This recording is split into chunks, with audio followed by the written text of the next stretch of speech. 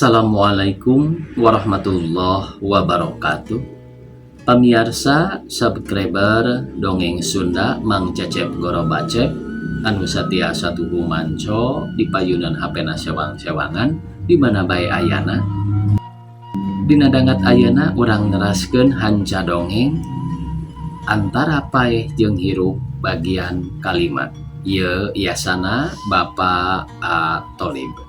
Sateuacan dipedahar ieu dongengna sakumaha biasa ngaturkeun rebu nuhun laksa ketika bingahan ka sadayana pamirsa anu satia satuhu manco ngalaik ngomen oge ngabagikeun ieu dongeng-dongeng Sunda Mang Cecep Goro Bacep ka pamirsa anu sanesna. Mudah-mudahan eta kasayan teh dibales ku Gusti Anu Maha Suci. Amin ya Allah ya Robbal alamin.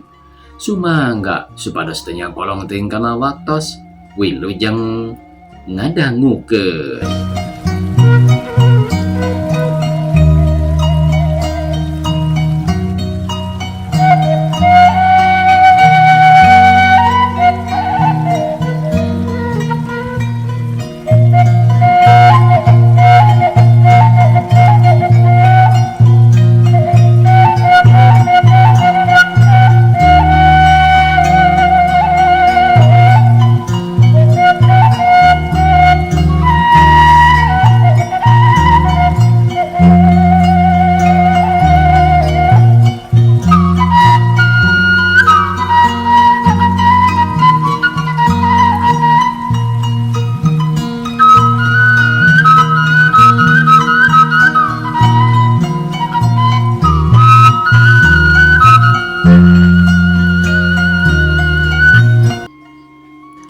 Nepi ka sataun muhyan ayana di Maacah henteu aya bae anu nyusul nyokot budak. Maacah boga sangkaan boha neng mintar sih jeung carogena manggih kacilakaan atawa gering nepi ka hanteuna maot di pangungsian.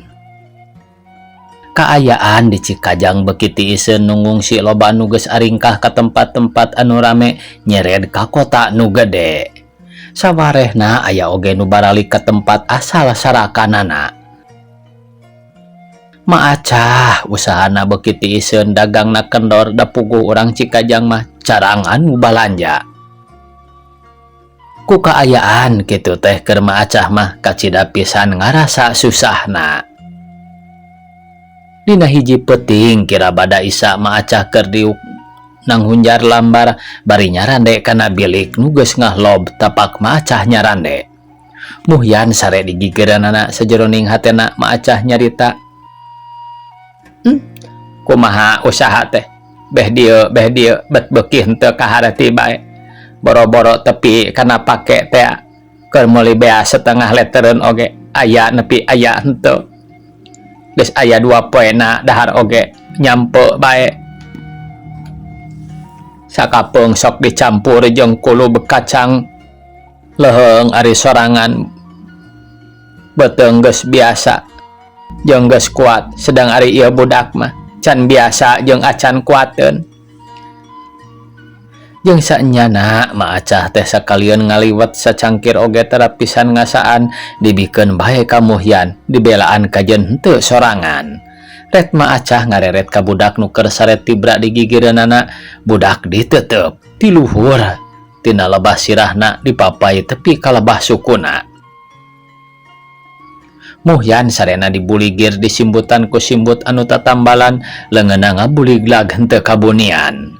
Dina lebah sikuna anu katuhu aya tanda hideung ngajeblag tepi kana puhu leungeun tanda Wisnu cenah anu kitu teh disebutna. Maacah ngagarendang ngomong sorangan. Maacah ingat kana caritaan kolot lamun aya nu kitu teh tanda hiji jelema gede kadaek bedas tanagana kenceng karepna leber wawanena jeung sabar watekna loba nu nyaah loba anu mika asih ku batur loba anu ngajenan jeung miconggah. Tapi ari kolotna indung bapana becul jeung bae henteu mirosea kawas miceun runtah bae kawasna lamun tinggaleun satote mah munding atawa domba anu dipihapekeun teh geus nerojol meureun buru-buru dicokot dijual atawa dipencit. Ari ieu mihape budak leuwih berharga leuwih mulia batan domba jeung munding Nah, neng mintar sih bente aya beja-bejana acan bae. Sakieu geus kalilaan, sumawana aya nu nyokot mah. Dedeuh teuing. Budak nu keur sare teh di deketan bari diusapan sirahna maacah ngomong sorangan. Muhyan, ayeuna mah ulah kapalang, keun bae jeung emak pae hirup kumaha engke. Bagja jeung Lara urang babarengan, da mah henteu boga anak. Budak ditetep antep pisan bari disidik-sidik budak teh kasep naker cacak henteu pati kaurus mah kulitna bersih koneng langsit cenah nu kieu teh. Tekadna maacah tetep budak teh arek dijieun anak, arek dibelaan, arek diurus sakumaha mistina ka anak. Isuk maacah arek ingkah ti Cikajang arek neangan tempat anu sakira bisa usaha keur dahara pake jeung nu jadi anakna. Subuh keneh maacah geus hudang terus mirun seuneu rek ngaliwat di Rembeuy jeung kacang beureum keur bekel di jalan. Kamarina manehna geus nyarita ka anu dianjrekan yen poe eta arek indit jeung budakna rek neangan tempat anu sakira bisa dipake usaha. Babawaan geus dibuntel bubututan pakaianana jeung pakaian Muhyan, parabot piring seng 2 siki, kastro leutik boboko buntung jeung nyiru paranti dagangna geus dibereskeun tinggal ngajingjing. Betrak-betruk nu leutik dina jingjingan, cangkir seeng jeung teko kaleng henteu tinggaleun. Muhyan geus dihudangkeun di sibeungetan terus di bajuan dibere nginum cai teh haneut, itung-itung ngahaneutan beteungna. Rebun-rebun keneh maacah kadua budak geus aya di jalan gede laleumpang ting aringkig. Acan puguh nu dijugjug naluturkeun indung suku teh saenyana. Neangan gesan nyanyangsang pigesaneun nyiar pangupa jiwa, neangan tempat gesan usaha. Laleumpangna beuki jauh panon poe mimiti bray-brayan maju kana beurang, beuki beurang leumpangna beuki capeun, sukuna karasa geus berat dipake ngalengkah. Kesang ngucur tina awakna sanajan hawana Cikajang teh tiris ari dipake leumpang jauh mah nya henteu wudu karasana teh panas. Ma, leka mana atuh urang teh? Budak nanya ka maacah. Apaan areknya baakmu? Urang neangan tempat usaha. Maacah ngabasakeun ka Muhyan teh nyebut emoh. Ma, urang eureun heula atuh. Da ieu suku geus nyeri. Muhyan ngajak eureun ka mana. Sanajan maacah geus biasa leumpang jauh ari manehna keur dagang, tapi harita mah ku manehna karasana asa capek pisan. Henteu kungsi ngajawab deui kana pangajak budak.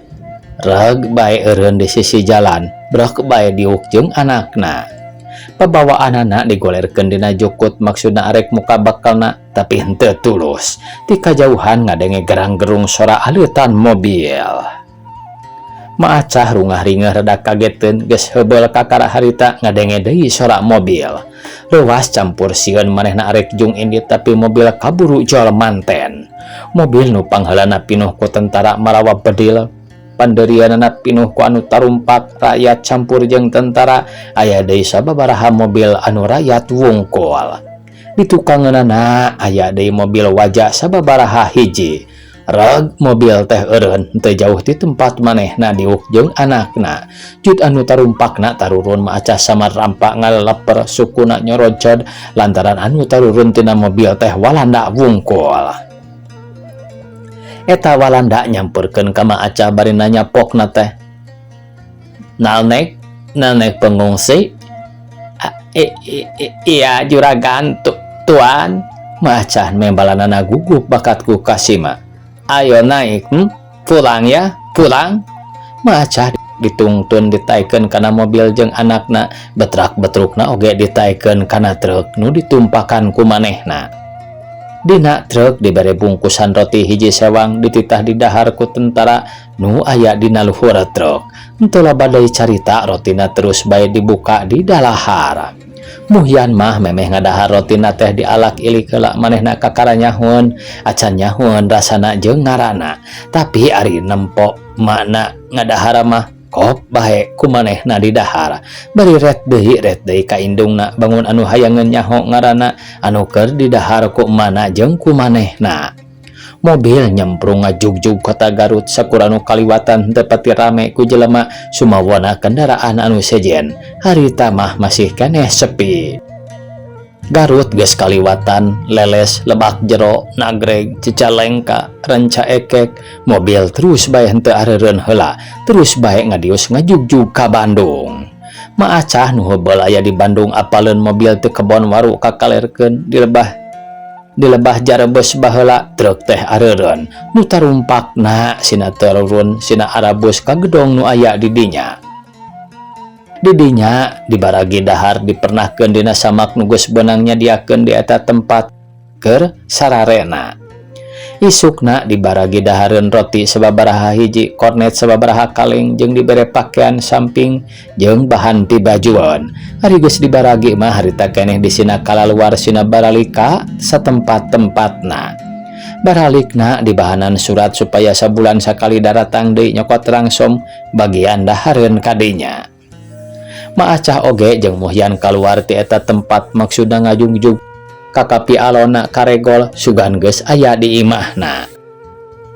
Lempangna salse pisan Muhyan uluhak olohok bae gawena, bari lempang gawena tanjak tunjuk ka nu manehna acan nyahoeun, bari calembeng bae nanyakeun itu nanyakeun ieu ka emana. Kumaha acah sakunu nyaho mah dijawab lalempangna geus tarepi ka alun-alun. Tidinya tuluy deui lempangnya tepi ka jalan regol. Maacah olohok kageteun, manehna rada linglung regol geus salin rupa tempatna geus robah ka imah alona geus poho lebah-lebahna. Memeh perang maacah ingkahna ti regol teh tangtu bae kacida pisan robahna. Maacah ngahulang heula sakedeung, mikir ka mana nya kudu ngajugjug, bingung pilampaheun.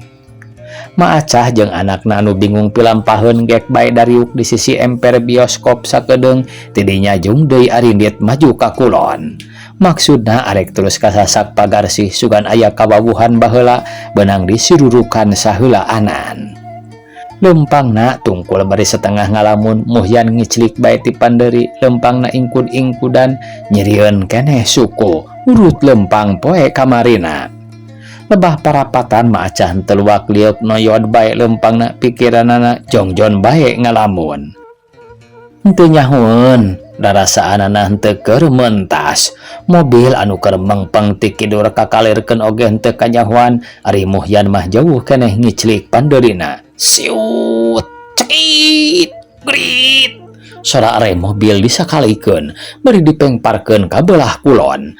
Maacah kasipat gegirna babawaanana awur-awuran pas solengkrah di tengah jalan. Maacahna ngagoler henteu empes-empes. Muhyan anu masih keneh di sisi nenjo indungna ngagoler kasipat ku mobil, ngacerit bari moro ka indungna, ngahiung cerik bari emak-emaan, ngagegero indungna nu ngalempreh henteu ingat-ingat. Nu tumpak mobil turun tina jero mobilna nyamperkeun anu ngagoler keur digugulung ku anakna bari diceungceurikan. Robae jelema-jelema pada ngarogrog kana eta kajadian. Ti seksi polisi pihak kapolisian geus cakah cikih nelpon ka polisi lalu lintas. Sanggeus dipariksa ku polisi mobilna distarter deui, mobil henteu salah ngan anu mentas anu balangah. Maacah anu keur ngagoler sanggeusna pada narulungan kakara eling deui ngan sirah jeung awakna nu karasa nyeri, suku jeung leungeun barabak ti golosor kana jalan. Maacah jeung anakna terus ditaikeun kana mobil, ari betrak-betrukna mah jeung buntelan diabuskeun kana tempat barang kana bahasi nu biasa aya di tukangna. Kudu boga mobil dibawa ka dokter dipariksa bisi aya nu ruksak dina awakna. Muhyan jeung indungna anjeun celeudiuk di tukang dihareup nu boga mobil ngarendeng jeung istrina. Di rumah sakit maacah dipariksa henteu sakara-kara ngan ukur nyeri awak meuesan urut labuh. Da waktu mobil nabrak nyipatna teh mobilna geus direm. Terus harita keneh disuntik penjagaan, kaget jeung reuas bisi ngaganggu jajantungna. Di bahanan ubar pel jeung bohak-bohakna nu ngagesrud barared dibere obat luka, ongkosna dibayar kuno kagungan mobil. Nu kagungan mobil sanggeus beres ngubaran di rumah sakit pok nanya ka Maacah,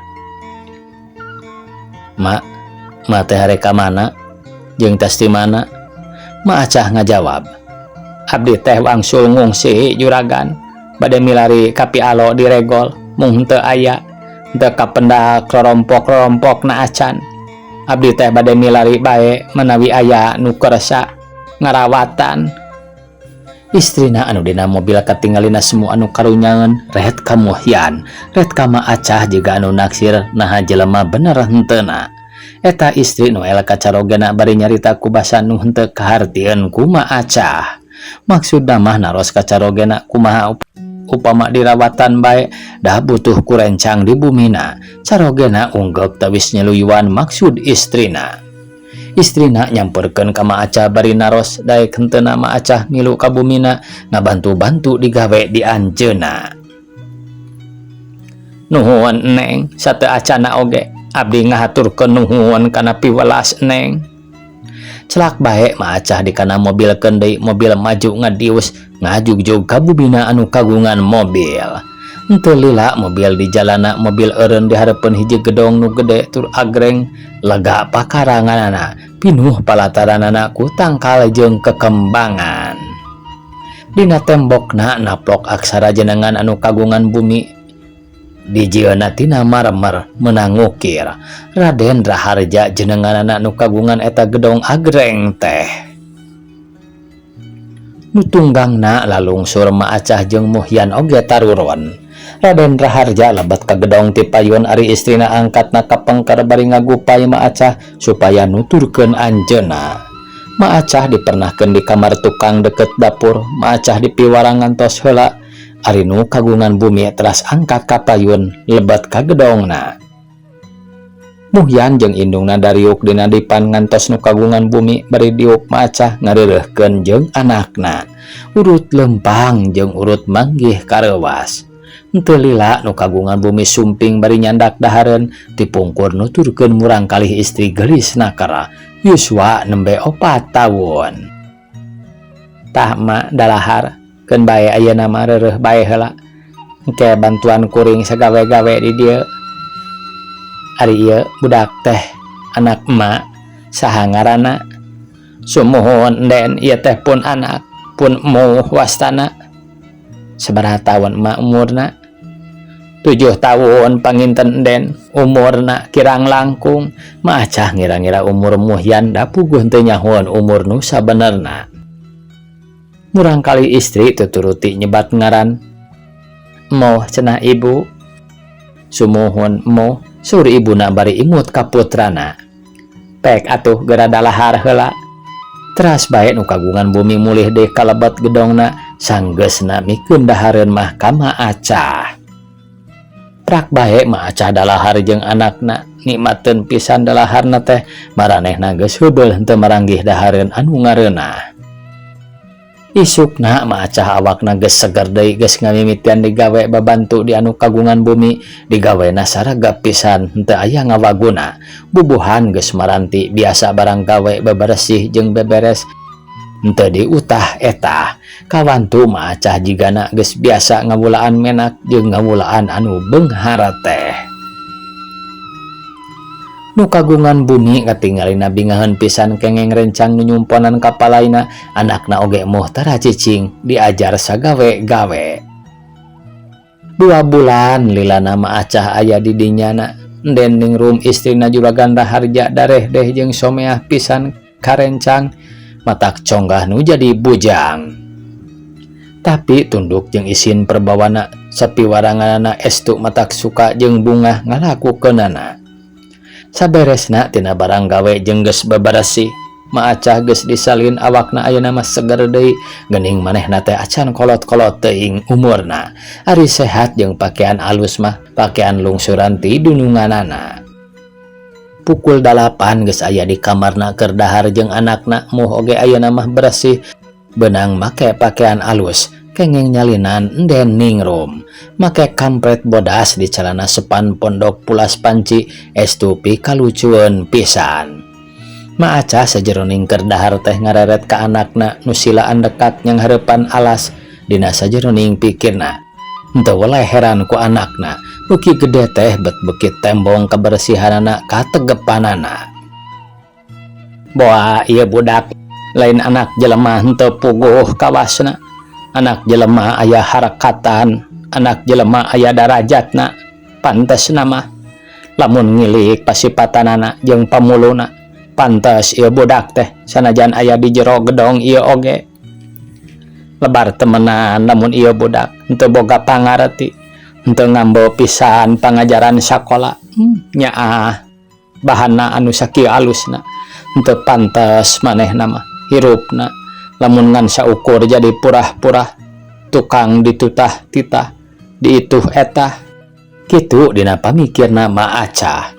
Geus kabiasaan Muhyan lamun manehna beres daharna parigel pisan urutna diberesan di kumbahan harita keneh. Ku Ma Acah oge tara digarah geureuh da kitu karesepna eta budak. Muhyan diuk gigireun indungna bari seuri nyaritana. "Ma, tadi Neng mulai sakola taman kanak-kanak dijajabkeun ku ibuna.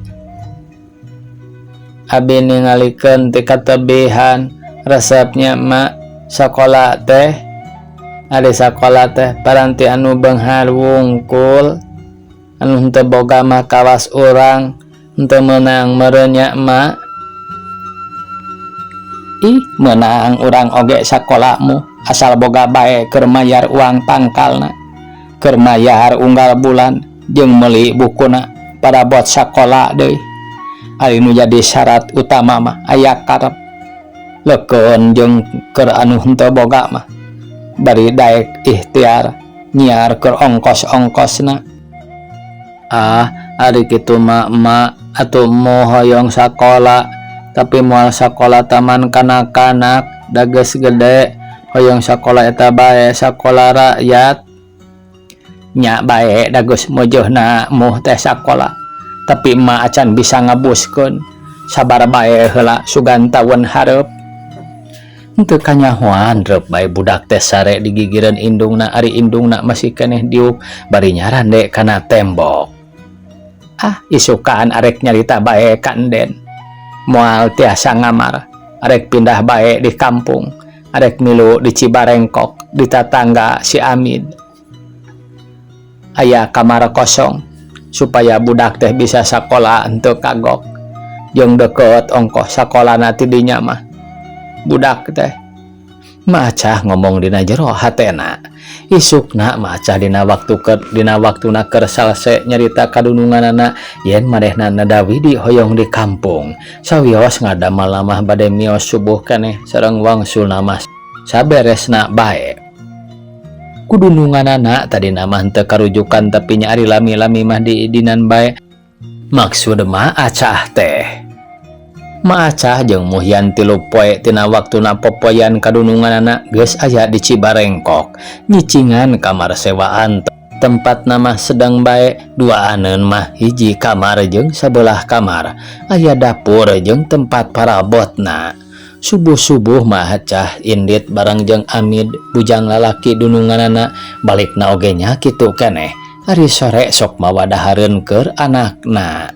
Ari Muhyan kalawan kahayangna sorangan sok dagang dahareun nurutan budak anu sejen nyokot daganganna ti warung deket sakolana. Buruhna tina saperak jadi 2 ketip. Buruhna memeh ngidar ka lembur isuk-isuk manehna sok dagang heula di hareupeun sakola henteu wudu dagangna payu aya 3-4 balikna nyokot daganganna teh. Atuh buruhna mokaha sakapeung mah nepi ka meunang 3-4 perak sapoe na teh. Duitna kumanehna dikumpulkeun tara dipake jajan henteu puguh dahareun mah memeh indit oge indungna geus nyadiakeun. Lamun geus capek dagang Muhyan sok ngabantu di warung anu sok dibawaan daganganna ku manehna. Atuh kacida pisan bungahanan tukang warung dibantu-bantu ku Muhyan teh sajabana ti dahareun jeung duit buruh dagang sok dibere deui duit buruh babantu. Dina hiji poe isu keneh Muhyan dagangna geus beak manehna keur nogel dina jandela sakola noong kana jero kelas. Hatena kacida pisan katarikna kuno keur sarakola rasana manehna poho di kaera jeung kasieun nyamperkeun panto anu molongo henteu direkepkeun waktu tadi bapak guru anu kaluar ti kelas. bus manehna ka jero Bapak guru anu keur nyerat dina meja nungguan murid-murid nu keur ngaritung ngareret ka Muhyan torojogan abus ka kelas. Muhyan dongko rengkuh pisan ngahormat ka guru anu ngareret ka manehna. Pak guru oge imut malas kana panghormatna Muhyan anu terus nyamperkeun kana meja. Menawi henteu ngaganggu, abdi hoyong sakola ngiring diajar. Pak guru ngahuleng sakedat bari neuteut ka Muhyan. Hayang sakola, ari ujang boga bapa henteu? Henteu, Muhyan ngawalerna asa-asa. Indungna acan pernah nyaho di bapa. Ari indung, gaduh emak mah ayeuna nuju di damel. Nyaan hayang sakola teh. Leres abdi hoyong pisan sakola upami ditampi mah. Bapak guru ret deui netep ka Muhyan anu keur nangtung ajeg semua anu nyaan hayangna jeung bangun sonagara pisan. Leuwih bae manahna karunyangan ulas ka budak anu nangtung ngajengjen palayeun ngarereskeun. Bapak guru nyarita ka muridna. Barudak, Bapak rek kaluar heula sakedeung, maraneh ulah hareureuy. Ayo jang, tuturkeun Bapak urang ka Bapak kapala. Pak guru ngajak Muhyan sanggeusna nyarios ka murid-murid arek ninggalkeun kelas. Muhyan nuturkeun Pak guru ka kantor kepala sakola. Pak guru nyarioskeun maksudna. Bapak kepala bari nunjuk ka Muhyan nu keur nangtung deukeut panto ngantosan Pak guru anu keur nyarios jeung Bapak kepala. Muhyan digupayan ku Bapak kepala sakola supaya nyamperkeun kana deukeut meja. Manehna dongkong ngahormat jiga tadi ka Bapak guru serta bari rengkuh srog manehna ka hareup. Ari Bapak guru nu tadi mah teras bae mulih deui ka kelasna. Saha ari ngaran teh? Bapak kepala naros ka Muhyan. Muhyan, jawabna. Nyaan, anjeun hayang sakola teh?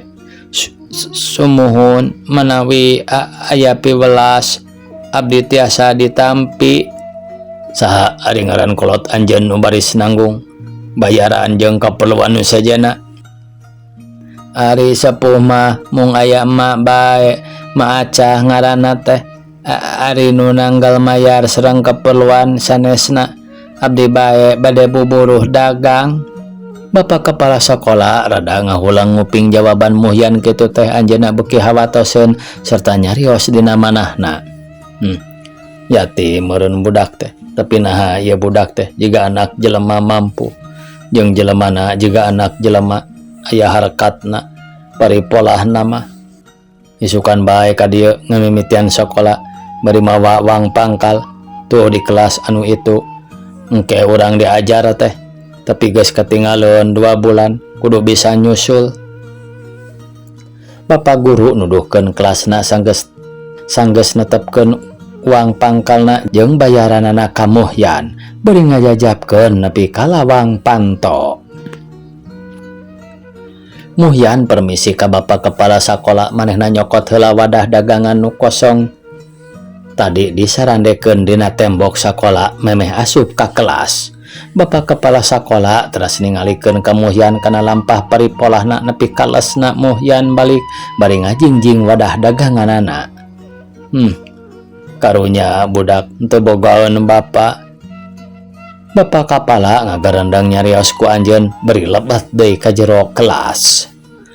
Datang ka warung Muhyan terus setor ledang dagangan ka Mang Darma kasaksian ku pamajikanana Biminah. Pek mo gadadalahar heula keun bae entong dagang deui bantuan bae bibi di dieu. Ceuk bi amah ka Muhyan bari ngasongkeun sangu benangwahan ku angeun ditumpangan ku goreng tempe sakeureut. Di warung Mang Darma, Muhyan sok sagawe-gawe ngumbah piring urut anu dalahar, babantu melahan suluh, sakapeung sok dititah ka pasar balanya, jeung pagawean beberes beberesih parabot sagala pagaweanana kapake pisan. Waktosna kabujeng sae pamiarsa, sakitu anu tiasa kapihatur. Wassalamualaikum warahmatullahi wabarakatuh.